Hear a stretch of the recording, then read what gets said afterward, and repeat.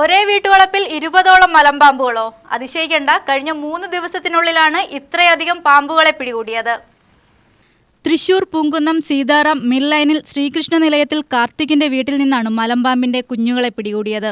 Thrissur Poonkunnam Sitaram mill ലൈനിൽ ശ്രീകൃഷ്ണ നിലയത്തിൽ കാർത്തികിന്റെ വീട്ടിൽ നിന്നാണ് മലമ്പാമ്പിന്റെ കുഞ്ഞുങ്ങളെ പിടികൂടിയത്.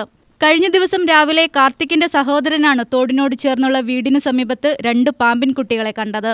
അപ്പോൾ അത് വലിയ കാര്യമായി എടുത്തില്ല. വൈകിട്ടോടെ പല ഭാഗങ്ങളിലായി പാമ്പിന്റെ കുട്ടികളെ കണ്ടെത്തുകയായിരുന്നു. ഏകദേശം 50 സെന്റിമീറ്ററോളം വരുന്ന പാമ്പിൻ കുഞ്ഞുങ്ങളെയാണ് പിടികൂടിയത്.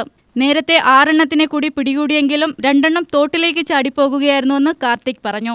ഇന്ന് രാവിലെ വീണ്ടും 10 എണ്ണത്തെ കൂടി പിടികൂടി.